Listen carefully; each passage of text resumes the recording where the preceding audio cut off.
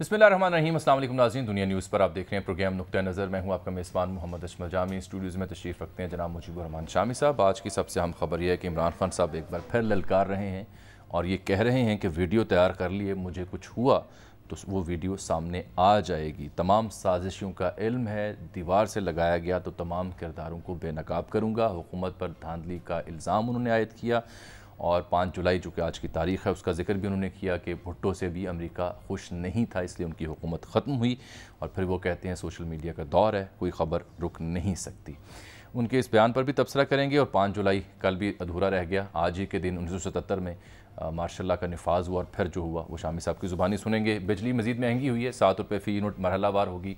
कल 100 unit free देने का ऐलान किया था, जिसे PTI ने चैलेंज किया सुप्रीम कोर्ट को ख़त लिख कर कि ये सियासी फ़वायद हासिल करने के मुतरादिफ़ है ये अमल, जबकि ज़िमनी इंतखाब हो रहे हैं। फिर नेशनल सिक्योरिटी कमेटी का आज बड़ा अहम इजलास हो, जिसमें अस्करी हुकाम ने शुरका को कलदम TTP के साथ होने वाले मुज़ाकरात के हवाले से पेशरफ से आगाह किया है। इस पर रशीद साफ़ी साहब का तज्ज़िया हासिल करेंगे कि सूरत हाल है क्या। और पंजाब के ज़िमनी इंतखाब जो कि हम कवर कर रहे हैं, उस हवाले से आज लाहौर के 2 हलकों का जिक्र होगा कि यहाँ कौन आगे है और कौन पीछे। शामी साहब, इमरान खान साहब से शुरू करना चाहूँगा क्योंकि 5 बजे करीब वो मुखातिब थे अवाम उन्नास से, और एक बार फिर से वो बता रहे हैं कि उनकी जान को ख़तरा भी है और अगर उन्हें कुछ हुआ तो वीडियो एक मुकाम पर उन्होंने रख दी है। वो क्या फरमा रहे हैं, पहले देखिए। मैं चुप हूँ जब से ये हुआ सब कुछ। मुझे तो सब पता है कि किसने क्या किया। मैं सिर्फ और सिर्फ अपनी कौम के लिए कि मैं चाहता हूँ मेरे मुल्क को नुकसान ना पहुँचे, मैं चुप करके बैठा हूँ। मैं कोई बात नहीं करता क्योंकि मुझे पता है किस तरह ये सारी साजिश हुई थी और कौन कौन मुलव्वस है। मैंने एक टेप भी एक वीडियो बनाई हुई है, महफूज जगह पे रखी है कि अगर मुझे कुछ होता है तो वो भी पब्लिक को पता चलेगा कि कौन कौन कैरेक्टर्स ने क्या क्या किया है। ये जो मुल्क को, इस मुल्क से जो इतनी बड़ी गद्दारी की है वो किस किस ने की है। लेकिन अगर इसी तरह हमें दीवार के साथ लगा दिया गया और इसी तरह ये हरासा किया गया तो मैं मजबूर होऊंगा, फिर मैं बोलूँगा, मैं फिर सब कुछ कौम के सामने रख दूंगा कि क्या हुआ। ये जो लाहौर का, ये जो इस वक्त पंजाब का इलेक्शन हो रहा है, जो हरकतें की जा रही हैं वहाँ, पहले तो मुझे ये बताएं कि इसका ये हमज़ा शरीफ ये 2-2.25 महीने से इसका फैसला क्यों नहीं जल्दी हुआ। हमारे फैसले तो रात को अदालतें खुल जाती हैं, 24 घंटे में 2 दिनों में फैसले हो जाते हैं। ये 2 महीने में फैसला नहीं हुआ कि क्या ये एक आईनी तौर पे वज़ीर आला बन भी सकता था या नहीं।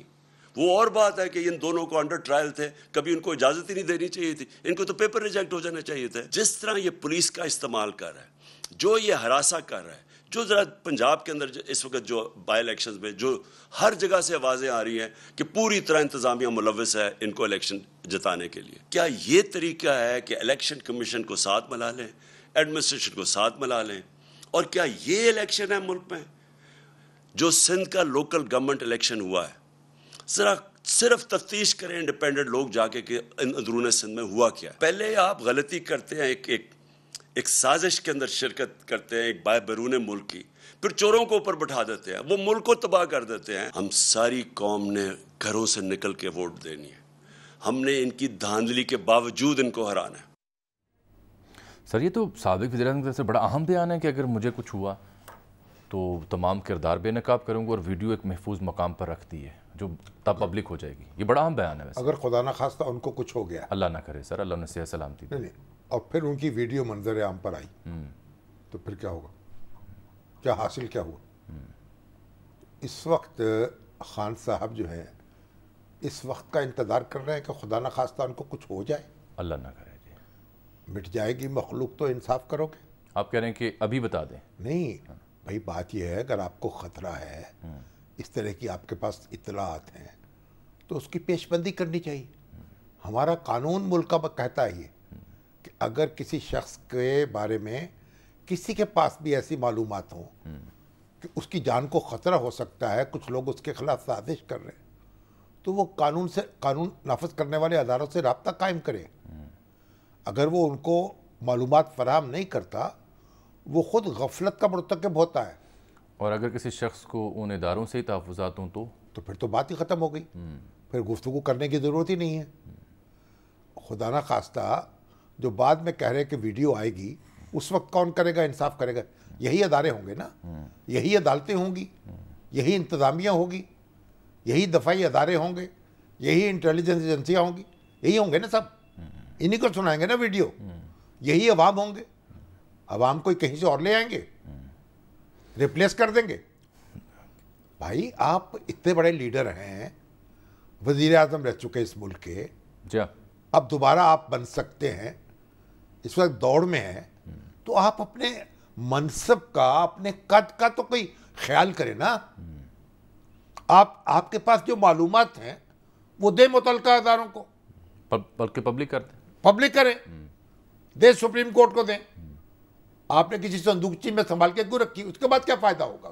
یہ سپریم کورٹ کو ویسے تو رجوع کیا جاتا ہے، خط بھی لکھا جاتا ہے، تو انہیں یہ بھی بار بار تو آپ پکارتے ہیں سپریم کورٹ یہ کر دے، سپریم کورٹ وہ کر دے، سپریم کورٹ کو الیکشن میں یہ کرنا چاہیے. ابھی آپ الیکشن ہوئے نہیں ہیں، آپ نے اس میں ہنگامہ کیا ہوا ہے، آپ کی دھاندلی ہو گئی ہے. او بھائی یہ دھاندلی آپ کو ڈسکا کے الیکشن نہیں کرائے، اس کی ڈسکا کے الیکشن وہ بھی پی ٹی آئی کی گورنمنٹ نے کرائے ہیں، وہ بھی ایک کہانی ہے، اور اس میں کیا کچھ ہوا ہے ساری رپورٹ مرتب ہو چکی ہے. میں حیران ہوتا ہوں یار، کس طریقے سے یا تواتر کے ساتھ ایسی باتیں کی جاتی ہیں لوگوں کو جو حقیقت میں مبنی نہیں ہوتی. لیکن یہ جو بات کریں کہ دیوار سے اگر مزید لگایا گیا، کس دیوار سے لگانا ہے ان کو؟ خان صاحب تو بہت ووکل ہیں، جلسے بھی ان کے دکھائے جا رہے ہیں، ایک بات، پریس کانفرنس بھی ان کی دکھائی جا رہی ہے. ایک اپوزیشن لیڈر ہیں، ان کو ہوا کیا ہے، ہنگامہ کیا ہے؟ ان کے خلاف ووٹ آف نو کانفیڈنس پاس ہو گیا. وہ دنیا کے پہلے وزیر اعظم ہیں جن کے خلاف ووٹ آف نو کانفیڈنس پاس ہوا ہے. بھارت میں پاس نہیں ہوئے، برطانیہ میں پاس نہیں ہوئے، ہر جگہ. اور جن لوگوں کو کہنے جا کے تو نومینیشن پیپر نہیں فائل، وہ بھائی سارے لوگ تو قومی اسمبلی کے ممبر تھے، صوبائی اسمبلی کے ممبر تھے. اب حمزہ شہباز جو ہیں وہ قائد حزب اختلاف تھے پنجاب اسمبلی کے، شہباز شریف قائد حزب اختلاف تھے قومی اسمبلی کے. قائد حزب اختلاف متبادل وزیر اعظم ہوتا ہے، متبادل وزیر اعلیٰ ہوتا ہے.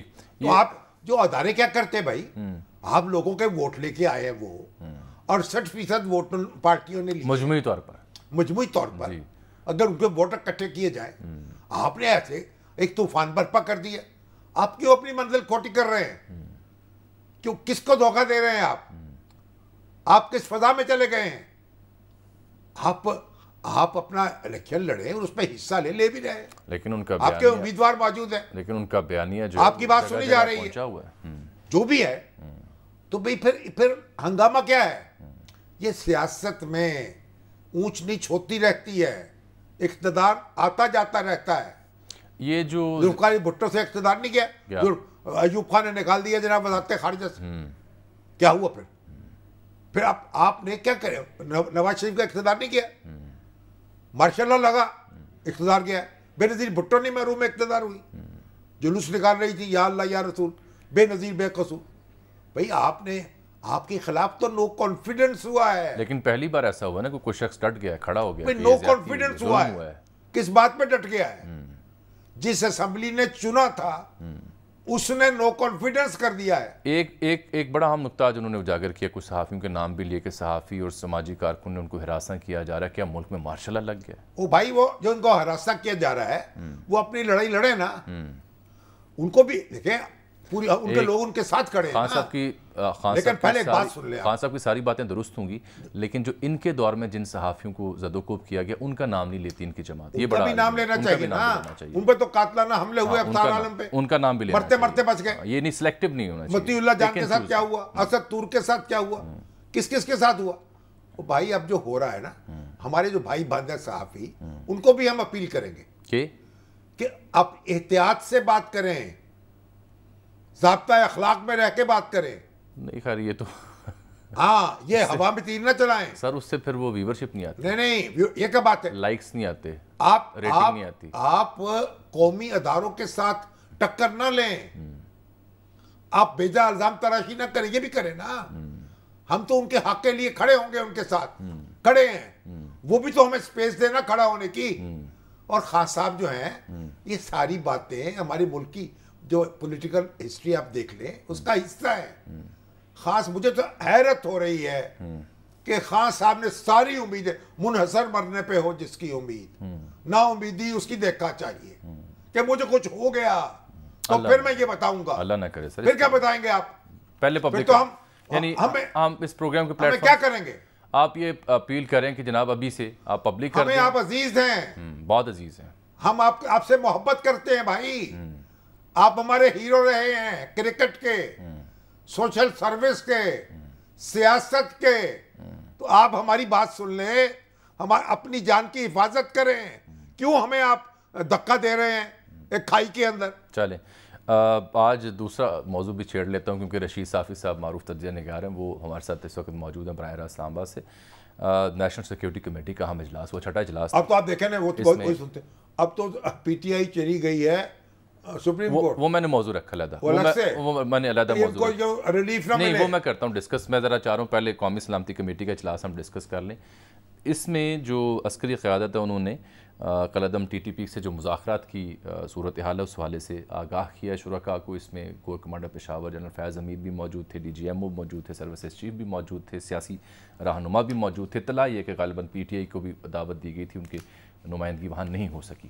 تو رشید صافی صاحب سے بات کریں کیونکہ اس وقت اس کمیٹی میں کیا ہوا وہ تو اپنی جگہ ہے کیونکہ ان کیمرہ تھی، لیکن جو ٹی ٹی پی قلعدم ہے اس کے ساتھ مذاکرات کا جو معاملہ ہے اس پر کچھ پیش رفت کی اطلاع تھیں بھی ہیں بھی، اور یہ توقع بھی کی جا رہی ہے کہ غالباً کچھ صورتحال بہتر ہو سکتی ہے. ابھی تو جنگ بندی ہے نا. جی یہ اچھی خبر یہ ہے کہ فریقین جو ہیں انہوں نے اپنی تلواریں نیام میں ڈال لی ہیں. تو رشید صاحب السلام علیکم، خوش آمدید کہتے ہیں آپ کو پروگرام نقطہ نظر میں. پہلی بار آپ تشریف لا رہے ہیں ہمارے شو میں. مدعا یہی ہے قلعدم ٹی ٹی پی کے ساتھ ہونے والے مذاکرات، ان کا سٹیٹس اس وقت ہے کیا؟ عسکری قیادت کس حد تک پر امید ہے اور کیسے حتمی معاہدے کی منظوری ہو سکتی ہے؟ جی بہت شکریہ، آپ نے انوائٹ کیا مجھے. جی بالکل، آپ نے جس طرح کہا کہ قومی سلامتی کمیٹی کا ان کیمرہ اجلاس آج اسلام آباد میں منعقد ہوا اور اس میں فوجی اور جو سیاسی لیڈرشپ ہے انہوں نے شرکت کی. اس حوالے سے زیادہ تو ہمیں تفصیلات معلوم نہیں ہیں کیونکہ میڈیا کو پارلیمنٹ ہاؤس کے حدود میں بھی داخلے کی اجازت نہیں تھی اور غیر متعلقہ افراد وہاں پہ نہیں داخل ہو سکتے تھے. لیکن ہمیں پتہ ہے کہ جو ہمیں معلومات فراہم کی گئی ہے کہ یہ آپ کی معلومات جو ہیں سرحد پار سے بھی ہوں گی، وہی بات ڈسکس قبائلی علاقے سے بھی ہوں گی. تو سنگن کیا ہے آپ کی؟ جی دیکھیں، جو آج کے اجلاس کا ایجنڈا تھا اس میں شامی صاحب، اس میں یہ قومی سلامتی کمیٹی کے اجلاس کا جو سب سے اہم نقطہ تھا وہ ٹی ٹی پی سے مذاکرات کا تھا. یہ پہلی دفعہ کور کمانڈر پشاور آئے ہیں لیفٹیننٹ جنرل فیض حمید صاحب. انہوں نے سیاسی قیادت کو اعتماد میں لینے کی کوشش کی ہے، ان کو محرکات بتائیں کہ کیا وجوہات تھی کہ افواج پاکستان ٹی ٹی پی جو ایک قلعدم تنظیم ہے ان کے ساتھ بات چیت پہ مجبور ہوئی ہے. اس وقت تک میں وہی بات کہنے جا رہا تھا کہ قومی سلامتی کمیٹی کے اجلاس سے تو زیادہ معلومات نہیں ہے، لیکن سرحد کے اس پار سے اطلاعات کچھ زیادہ حوصلہ افزا نہیں ہے شامی صاحب. جو مذاکرات کے لیے یا قبائلی نظام یا افغانی نظام میں جو ایک بنیادی چیز ہوتی ہے کہ جب بھی آپ جرگہ کرتے ہیں اور سیز فائر کرتے ہیں تو اس کے لیے کچھ بنیادی لوازمات ہوتے ہیں. فریقین جو ہے ہتھیار رکھ دیتے ہیں، ایک دوسرے پہ حملے روک دیتے ہیں اور ایک دوسرے کی سلامتی کو یقینی بناتے ہیں. تو اس میں تو پہلی شرط وہ ہمیں پوری اس لحاظ سے نظر نہیں آ رہی ہے. اگر پاکستان کا مقصد یہ ہے کہ قبائلی پٹی میں امن قائم ہو اور پاکستان کے باقی علاقے بھی بدامنی سے اور دہشت گردی سے محفوظ رہیں، تو ان کا اگر مدعا اور یہ ہو تو وہ ہم نے آج بھی دیکھا، کل بھی افواج پاکستان پہ وزیرستان میں حملے ہوئے اور اس میں کافی تعداد میں جوان زخمی ہوئے اور شدید زخمی ہیں. مگر صافی صاحب یہ بات بار بار کہی جا رہی ہے کہ ٹی ٹی پی جو ہے وہ ان حملوں میں نہیں ہے، کوئی ذمہ داری اس کی نہیں لے رہی، اور کہتے ہیں کہ جنگ بندی اس کی طرف سے ہو چکی ہے. یہ درست نہیں ہے بات آپ کے خیال میں؟ نہیں سر، میں نے کہنے کی کوشش یہی کی کہ اگر ہمارا مدعا قیام امن ہے تو بدقسمتی سے اس وقت جو حالات ہمارے سامنے قبائلی پٹی میں رونما ہو رہے ہیں تو اللہ کرے کہ یہ مذاکرات اول تو اس میں بھی کافی سارے مشکلات ہمیں نظر یہ ذرا سن لینا شامی صاحب کہ ہرڈلز کیا ان کی نظر میں کہ یہ کامیابی کی طرف مذاکرات کیوں نہیں بڑھ رہے؟ اگر آپ پوائنٹ وائز ایک دو تین چیزیں کو بیسک بتا دیں ناظرین کی سمجھ بوجھ کے لیے کہ ہرڈلز ہیں کیا مینلی. جی ہاں، یہ بڑی اہم آپ نے نقطہ اٹھایا. سب سے پہلے تو ریاست پاکستان کا تقاضا ان سے یہ ہے TTP سے کہ آپ ہتھیار رکھ دیں، مسلح جدوجہد کو ترک کرنے کا آپ اعلان کریں اور اس کی ضمانت دے کہ نہ صرف یہ سیز فائر کا جو دورانیہ ہے اس دوران بلکہ آنے والے دنوں میں بھی آپ قیام امن اور خطے میں بدامنی نہ پھیلانے کا جو ہے آپ اس کی ضمانت دیں. ابھی تک کوئی ٹوس جو ہے ان کی طرف سے یہ بات یقین دہانی نہیں کروائی گئی. جو ان کے امیر ہے مفتی نور ولی مسعود، ان کے اپنے طرف ان کے اپنے کچھ نکات ہیں. وہ ان کا سب سے بڑا مطالبہ یہ ہے اس وقت کہ فاٹا کا جو پرانا انتظامی صورتحال تھی یا وہاں پہ جو FCR کا جو فاٹا انضمام سے پہلے یعنی پرانا سٹیٹس بحال کر دیا جائے، اس کا پرانا سٹیٹس دوبارہ بحال کیا جائے. اس پہ یہ موجودہ پارلیمنٹ آپ کی نظر میں ہے کہ یہ ایک ہنگ پارلیمنٹ کی اس کی کیفیت ہے، ان کی یہ استطاعت ہی نہیں ہے کہ نہیں. مگر سوال یہ ہے کہ پارلیمنٹ تو اس پہ تیار بھی نہیں ہوگی. اور فاٹا کے لوگ، آپ کو تو یاد ہوگا کہ صافی صاحب نے، سلیم صافی صاحب نے تو بڑی کمپین چلائی تھی بہت زیادہ، اور فاٹا کے رہنے والے جو ہیں ان کے مطالبے پر یہ انضمام ہوا تھا. بالکل. اب بھی اکثریتی جو فیصلہ ہے وہ فاٹا انضمام کے حق ہی میں ہے. تو وہی جو میں نقطے جو ایکسپلین کرنے کی کوشش کر رہا ہوں کہ دو بنیادی نقاط یہ ہے. دوسرا نقطہ کیا ہے؟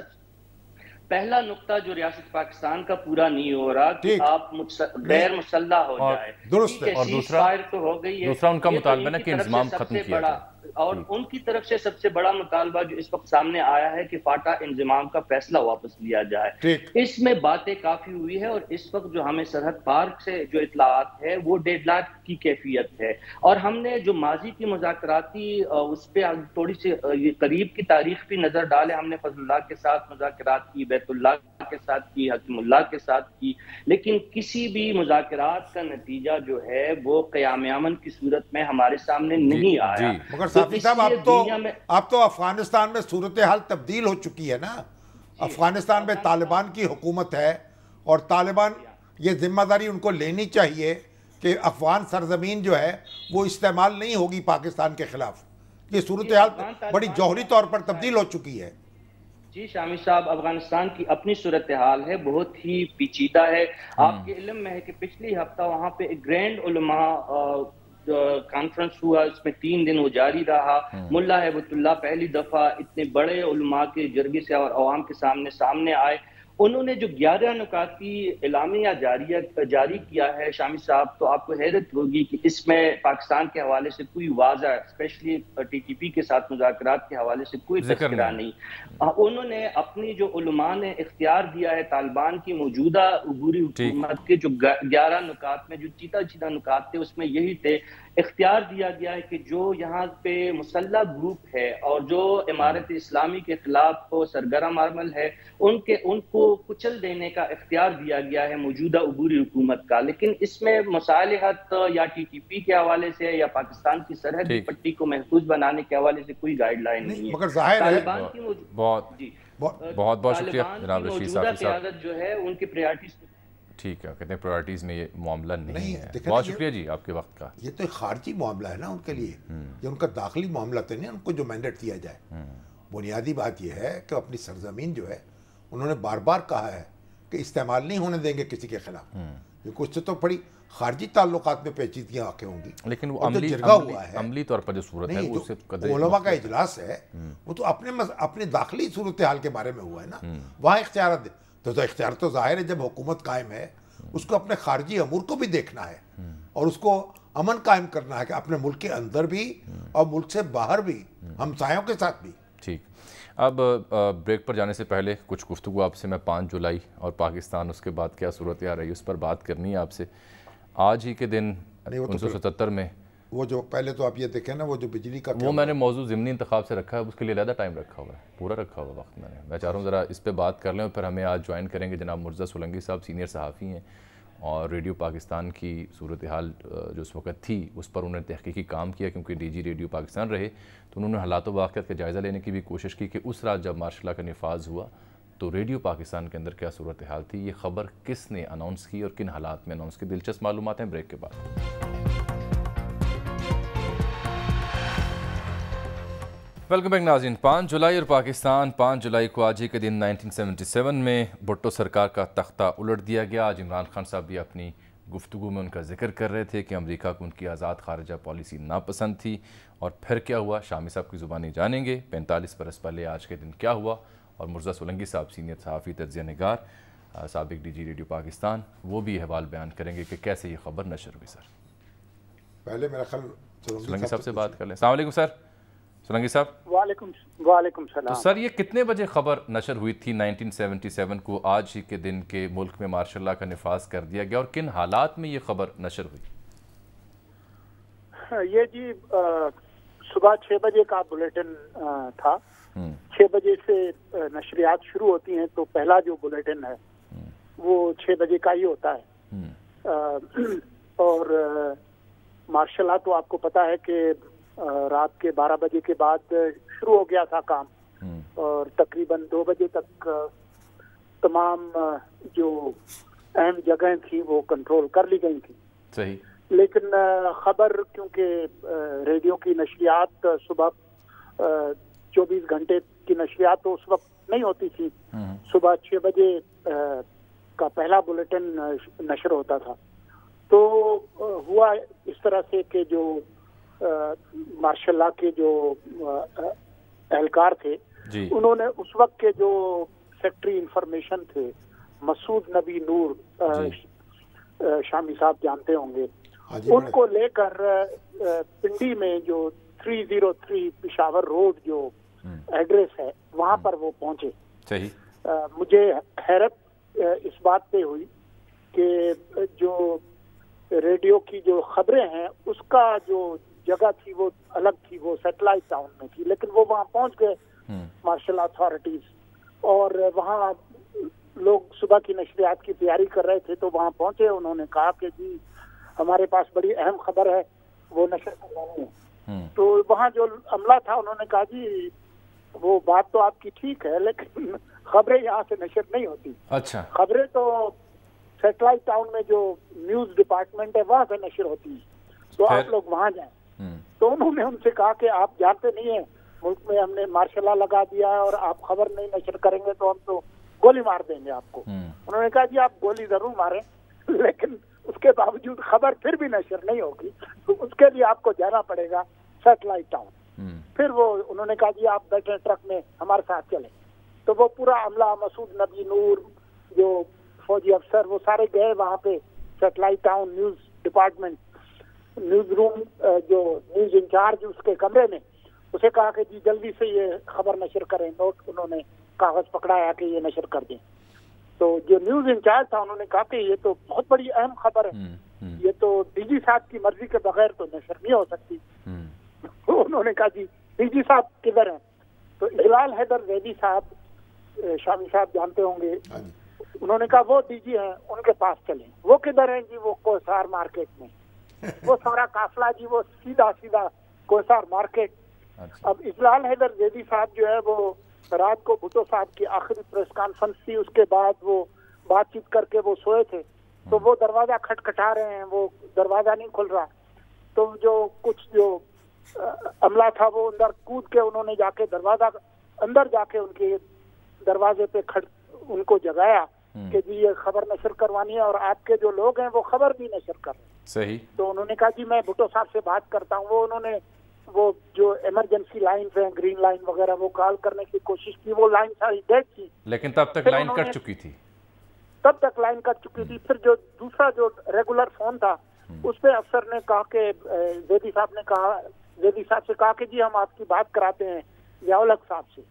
तो उन्होंने फिर ज़ियाउल हक साहब से बात की, और वो जाग रहे थे। तो उन्होंने कहा कि जी हमारे पास ये आपके लोग आए हैं, कह रहे हैं कि ये खबर नशर करवानी है। उन्होंने कहा हाँ हमने मार्शल लॉ लगा दिया है, आप सुबह 11 बजे आ जाए, GHQ वहां पर प्रेस कॉन्फ्रेंस भी है। ठीक। तो उन्होंने जब क्लियरेंस की तो उसके बाद फिर इजलाल हैदर जैदी साहब ने कॉल की, तो उस वक्त जो है वो न्यूज बुलेटिन चल रहा था 6 बजे का। तो न्यूज रीडर कौन थी उस वक्त? ये थे नाहिदा बशीर थी जो कि खबरें पढ़ रही थी, और 4:04 और 31 सेकंड चल चुके थे। 5 मिनट का बुलेटिन होता है, तो उस वक्त वो अगर आप बुलेटिन अभी भी सुने, आपके पास होगा उसका लिंक, کہ وہ دروازہ کھلنے کی آواز آتی ہے اور وہ گھبرائی ہوئی آواز میں ناہیدہ بشیر کہتی ہیں کہ ابھی ابھی خبر آئی ہے کہ مسلح افواج نے ملک کا نظم و نسق سنبھال لیا ہے، ملک میں مارشل لا لگا دیا گیا ہے، اور پی این اے اور پیپلز پارٹی کے جو لیڈرز ہیں ان کو حفاظتی حراست میں لے لیا گیا ہے، جن میں وزیر اعظم ذوالفقار علی بھٹو بھی شامل ہے۔ تو یہ اس طرح سے یہ اور پھر انہوں نے آخری جملہ کہا کہ اس کے ساتھ ہی بلیٹن ختم ہوتا ہے، اسی کے ساتھ خبریں ختم ہوئی۔ اور یہ مجھے قصہ سنایا اجلال حیدر زیدی صاحب نے، خود مرحوم اس وقت زندہ تھے، 2010 میں نے ان کا انٹرویو کیا، اور یہ بھی مجھے ایسے پتا چلا کہ میں سینٹرل آرکائیوز میں چیزیں دیکھ رہا تھا تو یہ نیوز بلیٹن مل گیا۔ جب میں نے سنا تو میرے کان کھڑے ہوئے، پھر میں نے رابطہ کیا اجلال حیدر زیدی صاحب سے جو اس وقت ڈائریکٹر جنرل تھے، پھر ان کا میں نے انٹرویو کیا اور وہ ہم نے نشر بھی کیا۔ تو یہ آرکائیوز میں وہاں پر بہت ساری چیزیں پڑی ہوئی ہیں۔ مجیب الرحمان کی تقریر بھی ہے جس میں وہ کہتے ہیں پاکستان زندہ باد، مودودی صاحب کی تقریریں بھی ہیں، وہ کوئی 28 لاکھ منٹ کا نایاب ایک خزانہ تھا جس کا بڑا حصہ ہم نے ڈیجیٹائز کروایا اس دور میں۔ اس کے ساتھ ہی آپ کے بیپر کا وقت ختم ہوتا ہے سولنگی صاحب۔ آپ یہ دیکھیے جو بہت شکریہ۔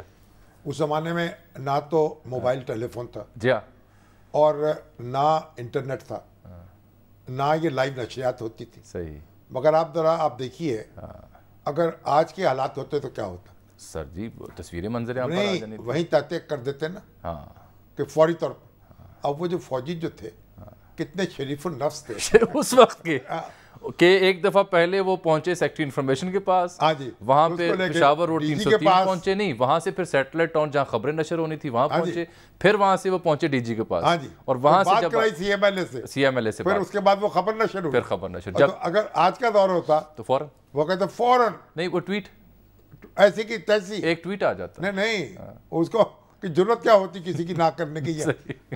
آپ کہاں تھے اس سے میں بھی راول پنڈی میں تھا ان دنوں، نہیں وہیں ٹھہرا ہوا تھا راول پنڈی میں، چودھری ظہور اللہ مرحوم کے گھر ٹھہرا ہوا تھا، اور وہیں ٹھہرے ہوئے تھے جو پی این اے کے وکیل تھے، یعنی جسٹس عامر رضا خان ٹھہرے ہوئے تھے، خالد اسحاق صاحب ٹھہرے ہوئے تھے، میاں محمود علی قصوری صاحب ٹھہرے ہوئے تھے، ان کے لیگل ایڈوائزر تھے پی این اے کے، پاکستان قومی اتحاد۔ شاہ صاحب ایک بات تو بتائیے، ناگزیر ہو چکا تھا ماشاء اللہ، یہ سے بچا جا سکتا تھا 77 میں؟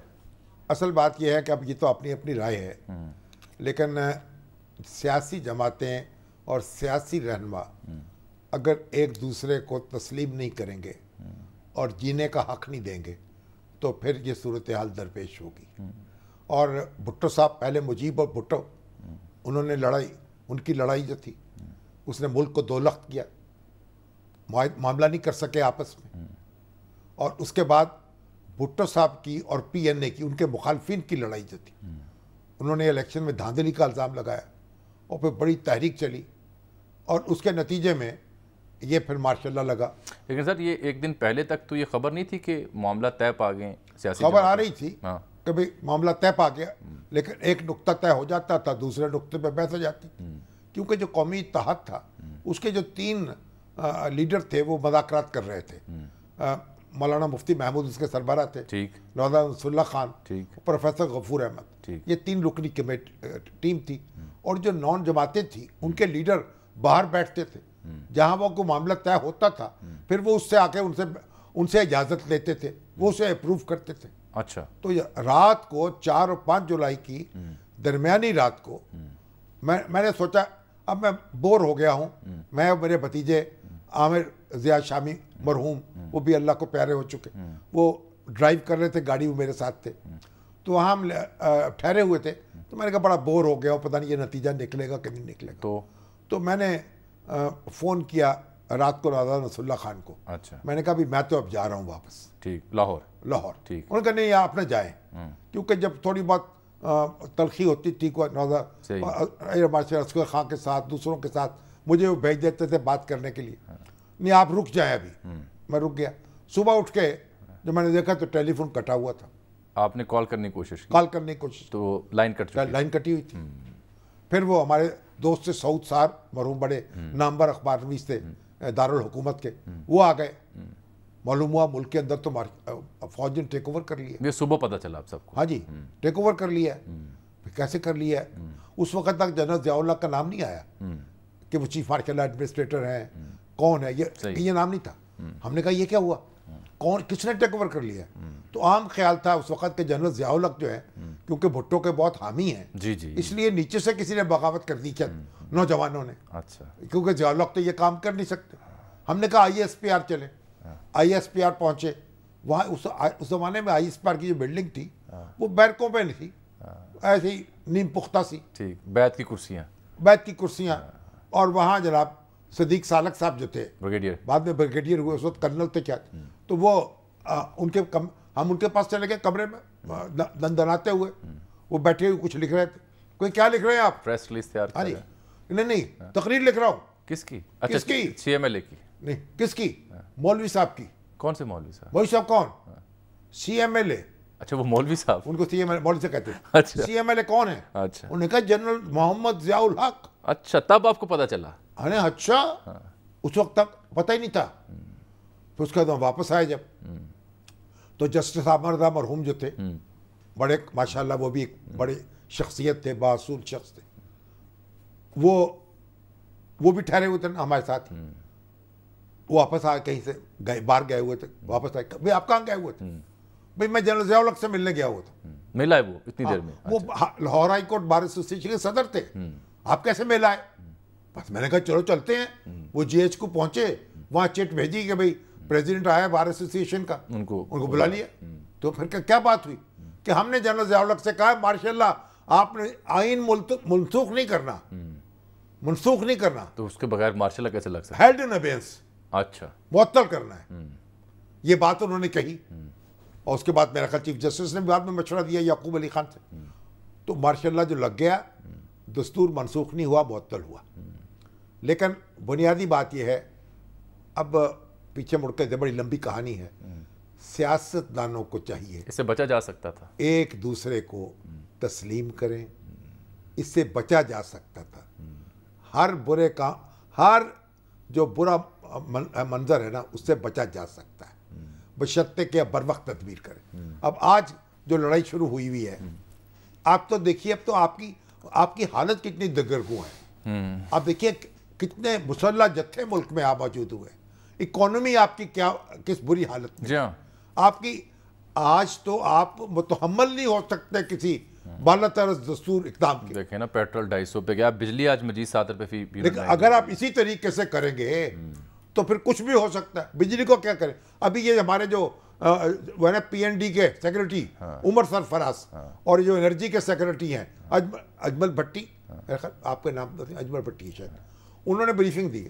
बड़ी मैं तो हैरान हो गया जामी साहब। किस मामले पे? वो जो 100 यूनिट जो है बिजली मुफ्त की। अच्छा, तो कितने लोगों तक पहुंचेगी? उन्होंने कहा जी कि इससे ये 54 मिलियन 5 करोड़ 40 लाख लोग मुस्तफीद होंगे, यानी 5 करोड़ 40 लाख लोग पंजाब के वो हैं जो 100 यूनिट से कम बिजली इस्तेमाल करते हैं। इसका मतलब ये है कि अगर 12 करोड़ आबादी है तो तकरीबन निस्फ है। अंदाजा लगा लें 30 से 40% किस हालत में। 100 यूनिट का मतलब है एक बल्ब और एक पंखा।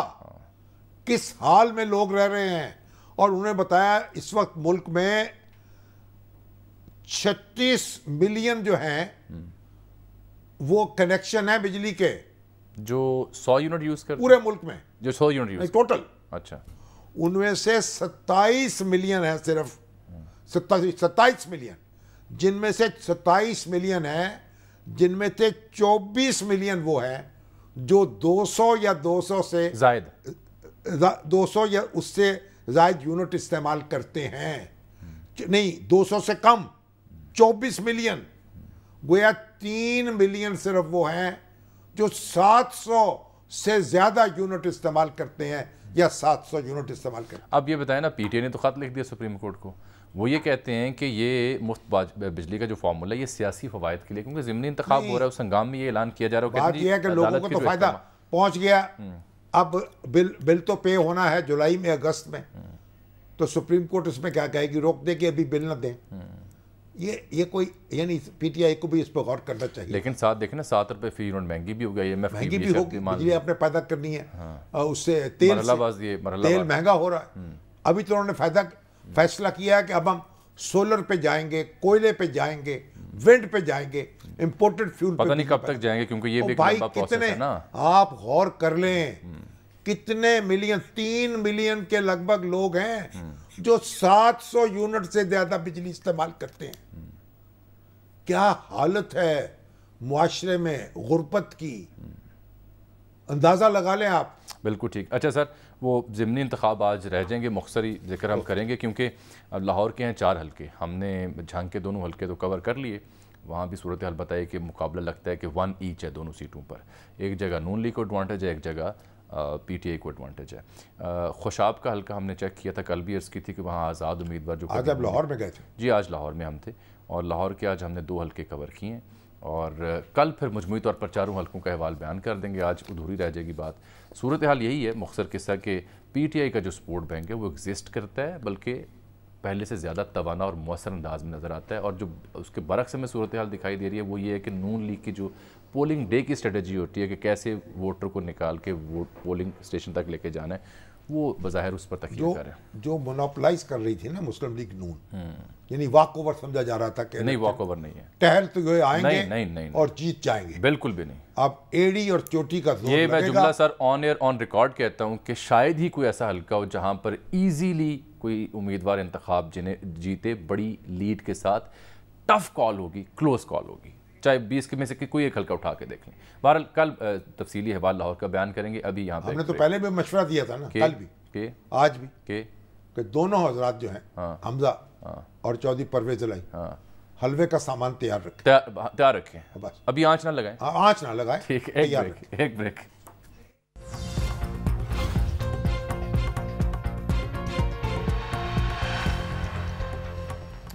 नाज़रीन, इसके साथ ही आज के प्रोग्राम का वक्त यहाँ ख़त्म हुआ चाहता है। आपसे मुलाकात होगी कल, तब तक के लिए इजाज़त दीजिए। अल्लाह हाफ़िज़।